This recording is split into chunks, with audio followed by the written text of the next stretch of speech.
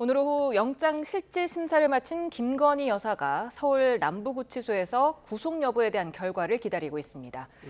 조기현 더불어민주당 법률위 부위원장, 이준우 국민의힘 대변인과 이 내용 살펴보겠습니다. 어서 오세요. 네, 안녕하세요.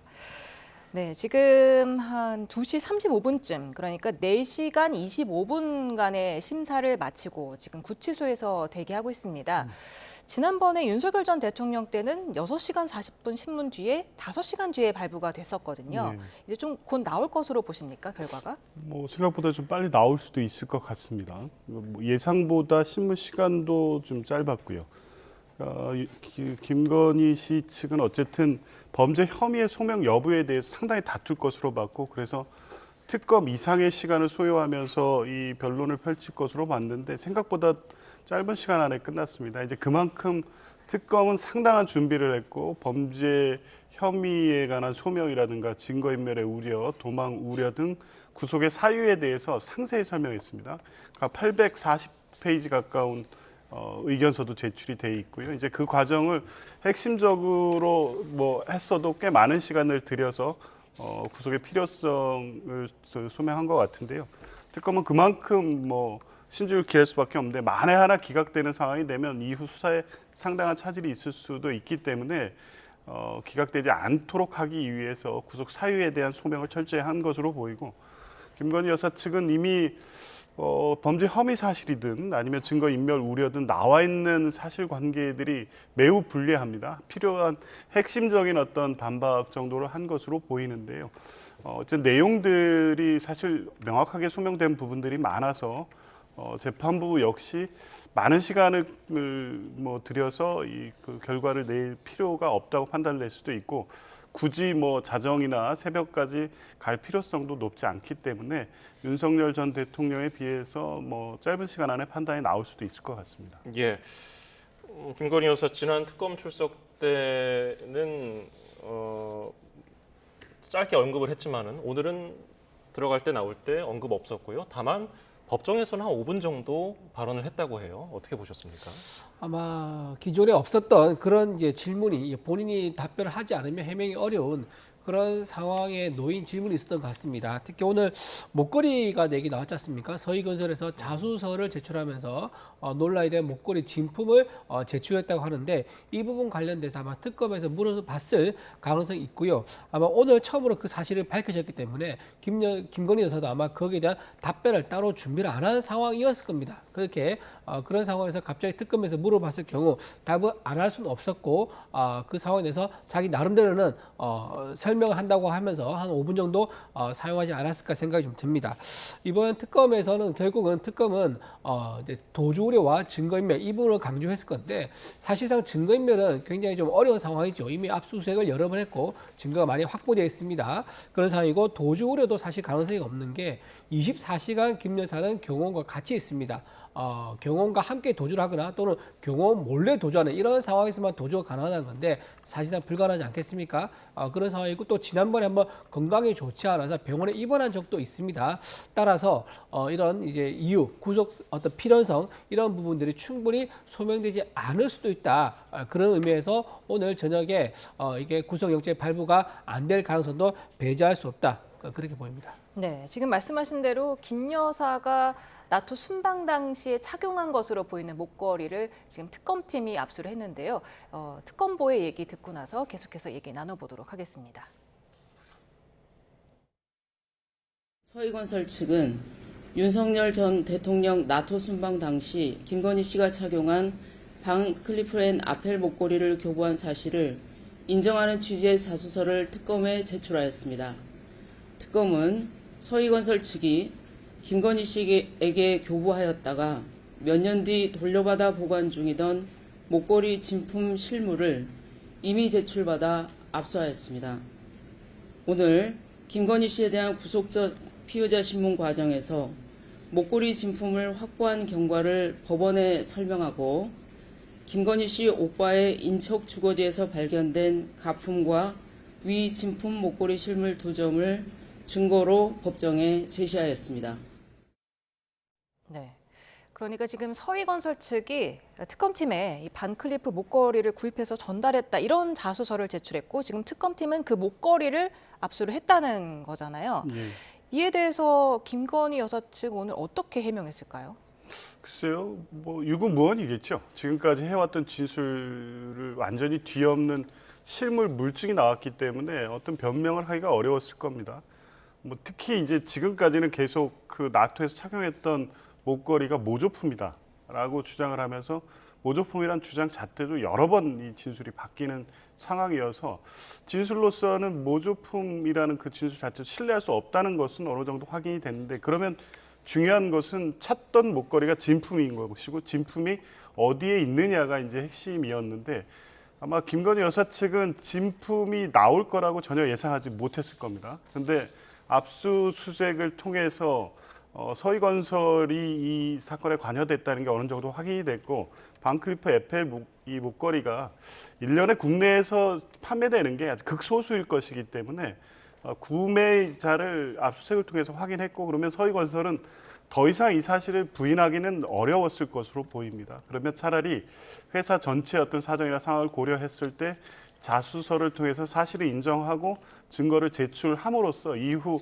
수사 과정에서 선처를 받는 것이 낫다는 판단을 했을 것이고 김건희 여사 측은 이런 상황을 전혀 예측하지 못했기 때문에 매우 당혹스러웠을 것입니다. 다만 이 반클리프 목걸이는 오늘 이 구속의 사유가 된 어떤 범죄 사실과 직접 관련성은 없고 증거인멸 우려에 대한 핵심적 정황은 될 것이기 때문에 이 부분에 대해서 어떻게든 반박을 했었어야 되지만 김건희 여사 측으로서는 반박을 하면 할수록 이 허위 진술로 갈 가능성이 높고 그 경우에는 증거인멸의 우려를 더 확실히 하는 것이기 때문에 뚜렷하게 반박하지 못했을 가능성이 더 높다고 봅니다. 예, 그리고 저희가 조금 전에 전해드린 내용인데 김건희 여사의 집사로 알려진 김혜성 씨 4개월 만에 베트남에서 오늘 입국했습니다. 뭐 여권 만료라는 이유가 있지만은 김건희 여사 구속 여부가 가려지는 날에 입국해서 바로 체포돼서 지금 특검 조사를 받으러 갔는데요. 어떻게 보셨습니까? 지금 이제 몰아치는 거죠. 지금 이제 지난번에 윤석열 전 대통령의 영장 집행할 때 그때 국회에서 늘 해오던 압수수색이 없었지 않습니까? 매주 금요일마다 해왔었는데 제가 보기에 좀 몰아서 치는 것 같다. 특검이 몰아서 치는 것 같다라는 생각이 좀 들고요. 오늘 이제 좀 중요한 포인트는 이거 같습니다. 목걸이는 구속영장 사유에 적시된 내용이 아닙니다. 그래서 아마 지금 영장 실질 심사하는 판사가 이거는 별거리라는 식으로 아마 얘기를 본인이 이제 판사의 뜻을 밝혔는 것 같더라고요. 그래서 아마 이 목걸이에 대한 어떤 판단 여부가 구속영장 발부에는 포함되지 않을 가능성이 크다 이렇게 보고요.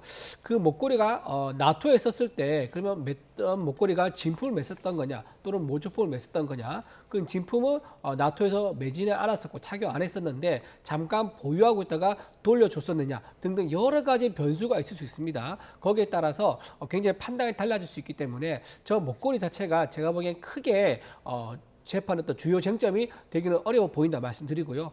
또 이제 지난번에 민주당에서 계속 했던 얘기 중에 하나가 김건희 여사가 거짓말을 한다, 허위 진술한다라고 얘기했었거든요. 그게 중요한 구속 사유를 얘기하는데 엄격히 말하면 허위 진술이라든가 증거를 보고 인정하지 않는 거 이게 구속 사유가 될 수는 없습니다. 왜냐하면 정경심 씨라든가 조국 전 대표를 보면요, 수사 과정 그리고 재판 내내 단 한 번도 증거에 대해서 인정한 적이 없습니다. 그래서 재판부가 뭐라고 얘기했느냐? 1, 2, 3심 공통적으로 하는 얘기가 범죄 사실이 나와도 조국 전 대표는 인정하지 아니한다라는 이 부분을 판결문에 적시할 정도로 굉장히 그 부분을 괘씸하게 봤습니다. 즉 수사 단계에서 본인이 증거가 나와도 인정하지 않으면요 결국은 재판에 가서 판사가 그것을 가려줍니다. 판사가 가려주면 거기서 그 결과가 나오는 대로 법적 조치를 받기 때문에 수사할 때 어떤 증거가 나왔다든가 어떤 제시한 어떤 부분에서 인정하지 아니한다고 해서 구속하는 사유는 해당되지 아니한다. 조국 전 대표와 정경심 여사도 마찬가지로 모든 증거에 대해서 부인했지만 결국은 구속은 안 됐던 그런 선례가 있기 때문에 아마 이런 이제 그 목걸이 관련된 부분은 구속 사유에서 크게 영향을 주지 않을 것이다. 그래 봅니다. 네, 지금 특검 주장과 그리고 서희건설 측의 주장이 사실로 확인이 된다면 지금 김건희 여사 측에서는 모조품을 따로 제작을 했다는 얘기잖아요. 그걸 그렇죠. 갖다가 또 오빠의 장모 집에 갖다 놨는데 거기까지 압수수색이 들어갈 거를 예상했다는 걸까요? 그러니까 진품이 나왔으면 이제 모조품은 이 사건의 허위 진술을 위해서 만들어진 거겠죠. 뭐 2010년에 샀다는 얘기도 이제 허위인 건 확인이 되는 것이고요. 그러면 그걸 어느 시점인가 사서 그쪽에 은닉해 놓고 예상되는 압수수색에 대비한 거겠죠. 그래 놓고 이제 만약에 그 모조품이 압수수색이 되면 언제쯤 이런 목적으로 구매를 했고 그때 찾던 것이 이 모조품이다라고 진술을 하려고 맞춰놨던 건데 이 진품이 나옴으로써 그동안의 이 진술이 모두 허위인 게 이제 밝혀지는 겁니다.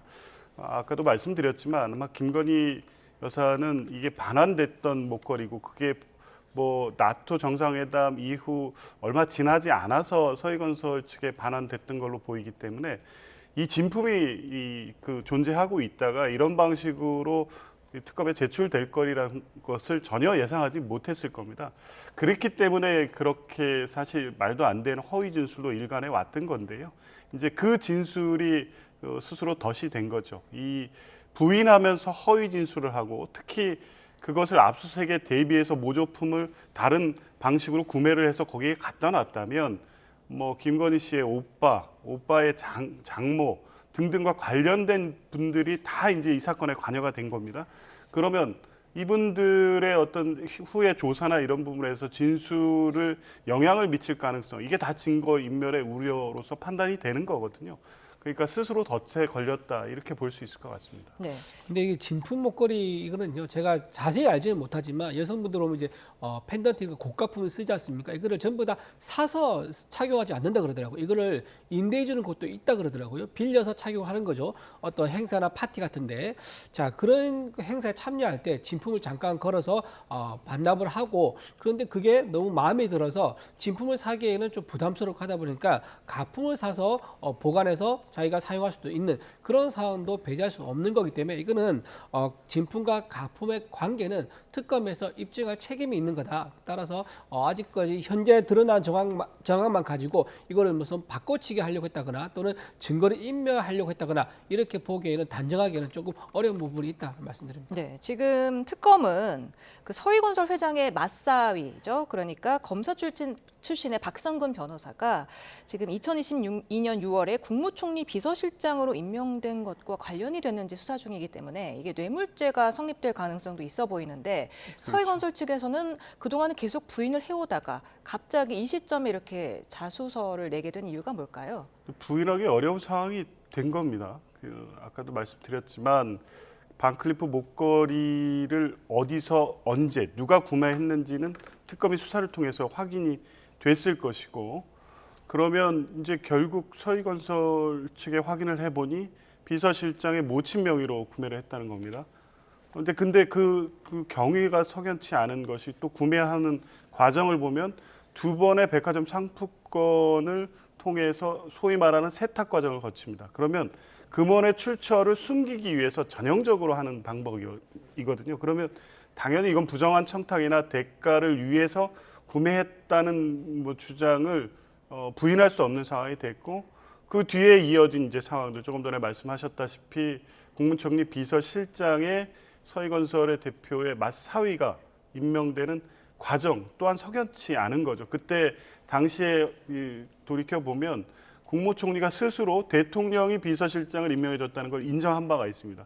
본인의 비서실장을 대통령실 측에서 임명했다는 거거든요. 이게 통상적으로 있기 어려운 일이라고 하면 이 모든 정황들은 하나의 진실로 연결될 수밖에 없다. 결국 이 인사청탁의 대가로 이 목걸이를 교부했을 가능성이 매우 높아진 것이고 이런 정황이 드러난 이상 서희건설은 더 이상 부인하는 것보다 빨리 인정하고 선처를 받는 길이 회사를 위해서나 본인 처벌받을 대상이 위해서 더 좋겠다 이런 판단을 한 것 같습니다. 예, 이런 가운데 홍준표 전 대구시장이 지난 2021년 대선 경선 과정에서 윤석열 전 대통령이 그 손바닥에다가 왕자 한자로 왕자를 썼던 그 내용을 언급했습니다.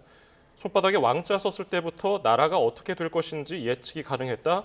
그리고 김 여사 구속 심사에 대해서는 정치와 국민을 우습게 여긴 천박한 정치 의식이다 이렇게 비판했네요. 홍준표 전 대구시장은 지금 국민의힘을 탈당을 했죠. 지금 자연이고 본인이 정치를 안 하겠다라고 얘기를 하셨었는데 지금도 여전히 정치 활동을 왕성하게 하고 있는 것 같고요.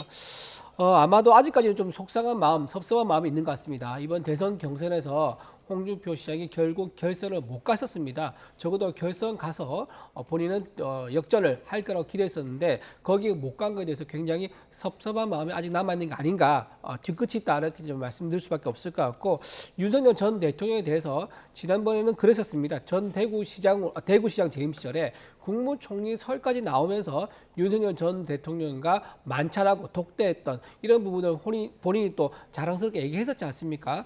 아무리 지금 상황이 다르다고 하지만 그때 당시에 윤석열 전 대통령과 뭔가 기대를 하면서 호의를 가지고 만났었던 상황이 있었는데 이렇게 180도 돌변해서 뒤에서 이제 얘기하는 것은 별로 국민들 보기에 좋아 보이지 않는다. 본인이 말씀하셨던 정계 은퇴라든가 탈당으로서 자인이 된다 그러면 자인인가 탈당인답게 좀 행동하시는 게 더 좋지 않겠는가, 그런 생각합니다. 네, 그런가 하면 지금 조국 전 대표가 광복절 특사로 이제 확정이 되면서 지금 향후 행보에 관심이 집중이 되고 있습니다.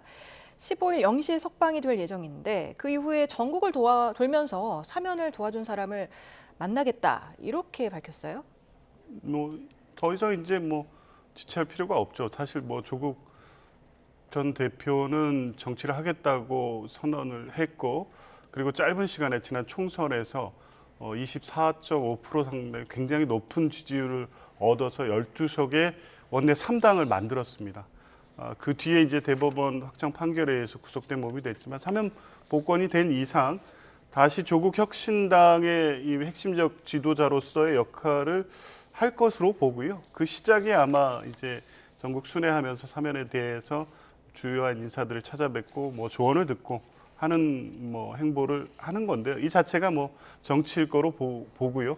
조국 혁신당 역시 뭐 대표 대행 체제이지만 사실 조국 혁신당은 조국 대표로 상징되는 당이기 때문에 뭐 어떤 방식으로든 정치에 복귀해서 조국 혁신당의 어떤 새로운 어떤 상황을 이끌고자 하는 계획을 또 갖고 있지 않을까 싶습니다. 예, 여야 반응 어떻게 나왔는지 듣고 와서 계속 이야기 나눠보겠습니다.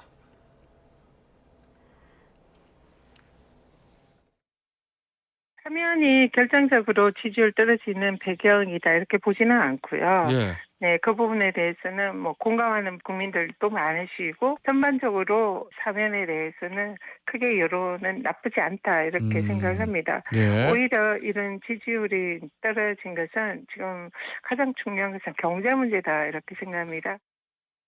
부산에 입시 비리범 조국 전 장관이 내년 부산시장 출마설 이야기가 나오는 걸 보면 황당하기도 하고 안타깝기도 합니다.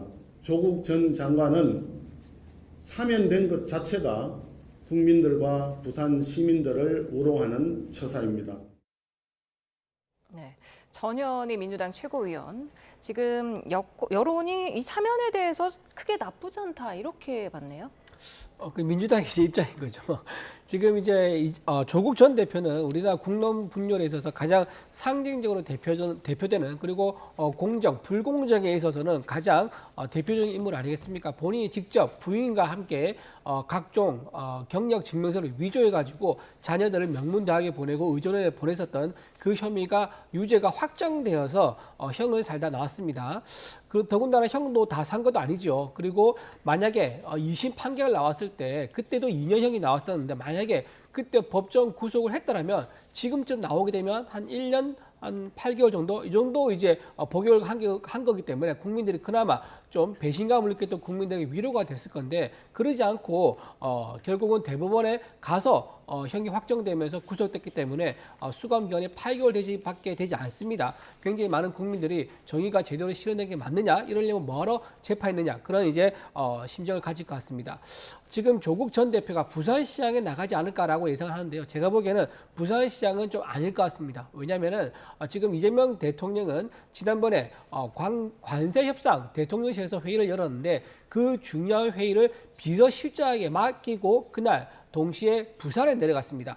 관세 협상이 그때 가장 중요한 이슈였는데 관세 협상을 포기하고 부산에 가야 될 정도로 큰 행사가 있었느냐? 바로 전재수 해수부 장관이 부산에서 회의를 하는 그런 자리였습니다. 그만큼 전재수 해수부 장관을 부산시장으로 띄워주기 위해서 이재명 대통령이 신경 쓰고 있는데 이재명 대통령이 이번에 조국 전 대표를 사면시켜주지 않습니까? 아마 그렇기 때문에 정면으로 전재수 해수부 장관에게 위협이 되는 그런 도전을 하지 않을 것 같고요. 오히려 제가 보기에는 전국적인 행보를 할 것 같다. 서울시장이라든가 경기도지사에 도전하면서 전국 지방선거를 이끌면서 호남과 수도권을 중심으로 민주당의 어떤 그 의석이 아니죠. 관역 당체자 지방선거 승리에 상당한 걸림돌로 작용할 가능성이 있어 보인다 말씀드립니다. 예, 박지원 민주당 의원이 어제 내년 지방선거 전에 조국혁신당과 민주당이 합당할 거라고 전망을 했는데 조국혁신당에서는 뭐 뜨뜻미지근한 반응이 나왔어요. 어떻게 전망하세요? 전망이라기보다는 이제 의견들이죠. 어쨌든 조국 그 전 대표가 정계로 복귀한다고 하면 당연히 뭐 정치권 전반, 특히 이 여당의 민주당에 미치는 파장도 적지 않을 건 당연하죠. 다만 조국혁신당과 민주당은 우당이고 지금 당면한 언론, 뭐 검찰 개혁 등 개혁 과제에 힘을 모아서 같이 이재명 정부의 성공을 위해서 함께한다는 부분에 대해서는 공통의 의사를 갖고 있기 때문에 당분간은 아마 그런 협력적 관계에 집중할 것이고요. 연말쯤, 그러니까 뭐 민주당이 예견하기에 추석 전에 상당 부분 개혁의 어떤 그 추진을 하겠다는 입장이기 때문에 그게 완성이 되는 시점 이후 지방선거 국면이 조성되는 상황에서는 여러 가지 변수가 생길 수 있을 것 같습니다. 지금 뭐 박지원 의원께서 말한 대로 합당 논의가 있을 수도 있고요. 아니면 호남을 뭐 중심으로 해서 경쟁 관계가 형성이 될 수도 있습니다. 지금 어떤 예측을 하기는 좀 어려운 것 같고요. 여러 논의가 이제 시작이 될 텐데 아마 지금 당장 뭐 1, 2개월 안에 벌어질 정치 상황은 아닌 것 같습니다. 네, 지금 대통령실에서는 그 국민 통합 그리고 국민 화해를 정치인 사면 이유로 들었는데 지금 국민의힘과 개혁신당에서는 이번 특사에 대한 항의 성격으로 이번 금요일이죠. 광복절에 있는 대통령 국민 임명식에 불참하겠다 이렇게 선언을 했습니다. 그렇죠. 예. 입시 비리를 저지른 조국 전 대표, 그다음에 위안부 할머니의 후원금을 횡령한 윤미향 전 의원, 이분들을 풀어주는 게 어떻게 국민 통합과 무슨 관계가 있습니까? 오히려 국론을 분열시키는 행위다라고 말씀드릴 수밖에 없는 거고요. 특히 윤미향 전 의원 같은 경우는 위안부 할머니 관련돼서 받은 후원금을 가지고 요가 학원비를 끊거나 또는 발 마사지를 받거나 면세점에 가서 쇼핑을 한 게 재판 결과 드러났습니다. 자, 이렇게 파렴치하게 겉으로는 굉장히 도덕적인 척하면서 실제로는 그 후원금을 받아가지고 본인 호의호식한 데 썼다는 게 이미 드러났고 유죄로 확정됐지 않습니까? 그런 분을 풀어주는 게 국민통합과 무슨 관계가 있겠습니까? 따라서 이번에 8.15 광복의 해인데 그 광복의 의미를 완전히 윤미향 전 의원 사면으로 인해서 완전히 퇴색시키는 그런 행사장에 가서 우리 국민의힘 의원들이 행사에 들러리를 쓰면서 이재명 대통령의 어떤 사면을 우리가 인정해주는 또는 용인해주는 그런 모양을 만들 이유가 없다. 더군다나 지금 이재명 대통령은 이미 취임을 했지 않습니까? 근데 지금 한 3개월 정도 지나가지고 사실상 셀프 대관식 같은 것을 한 번 더 열겠다라고 생각한 것 같습니다. 아마도 처음 이제 취임했을 때 국회 본회의장 로텐더 홀에서 소규모로 이루어진 것에 대해서 굉장히 좀 서운한 마음이 있는 것 같습니다. 이번에 대규모로 한 번 더 취임식을 하겠다는 거, 이거에 대한 국민의힘 입장에서는 국민들 과연 인정하겠느냐, 셀프 대관식에 들러리를 설 수 없다, 그런 입장으로 불참을 결정한 것 같습니다. 예, 그리고 오늘 정청래 민주당 당대표가 뭐 전직 국무총리, 국회의장 등을 지낸 당의 상임 고문단을 만났는데 뭐 과격해서는 안 된다, 너무 빠르다 이런 쓴소리를 듣고서 귀한 말씀이다 했지만은 사개특위 출범식에서는 속전속결을 강조했거든요. 어떻게 보셨습니까? 뭐 그 조언을 듣는 것과 실제 계획하고 있는 바대로 개혁을 신속하게 추진하는 것이 뭐 다른 얘기는 아닌 것 같습니다. 다만 이 당의 원로들께서 하시는 말씀 우려는 새겨 들을 만하죠. 당원과 함께 여당은 또 국민 전체에 대한 책임이란 부분이 있다. 당연한 말씀인 거고요.